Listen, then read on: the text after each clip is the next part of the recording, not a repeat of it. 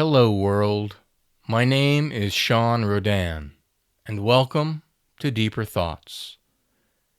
Today, let's dive into the topic of lawn and garden. The suburbs are made up of chain stores, restaurants, and neighborhoods. Some neighborhoods are more expensive than others, yet most every home has a front and a backyard. If you own your own home, you are responsible for maintaining your own yard. Mowing and watering the grass, weeding, planting flowers, and raking leaves are never-ending chores.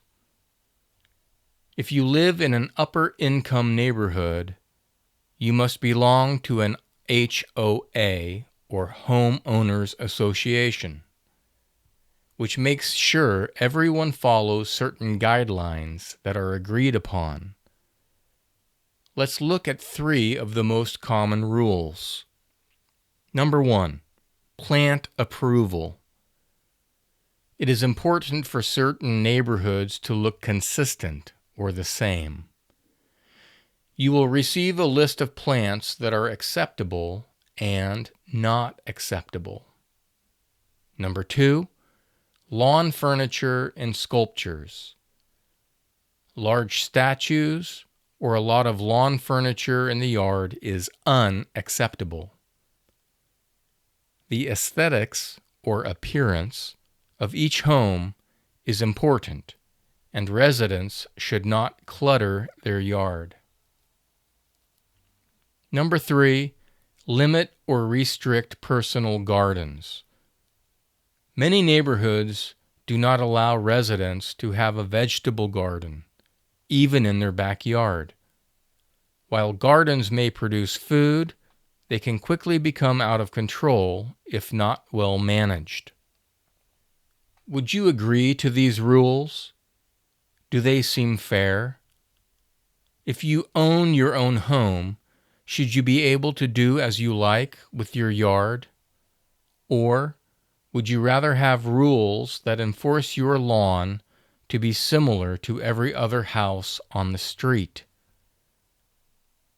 Lawns weren't always common in America. It's a 19th century British import that only people with means, or money, could afford to maintain. It wasn't until the 1950s that grass lawns became common. Maintaining a green lawn is not cheap. Fertilizer is often used to keep the grass green. Most families also own a lawnmower and must go outside in the hot sun to mow the grass once a week. But most importantly, water consumption is also a serious issue that many people think is a waste of resources to maintain a lawn that may look nice but does not produce any fruits or vegetables. Today, in many parts of the United States, there just isn't water to waste, so homeowners are replanting their yards with things like ground cover, moss, clover, and edible gardens. Landscaped vegetable gardens that allow families to grow their own food in the front yard is an interesting trend that is growing throughout the country. Food Not Lawns is a social movement focused on replacing lawns with food-producing organic gardens. The first group to use this name started in Eugene, Oregon in 1999. Other social groups are petitioning their local city governments to plant fruit trees in public places like parks, playgrounds, and schoolyards.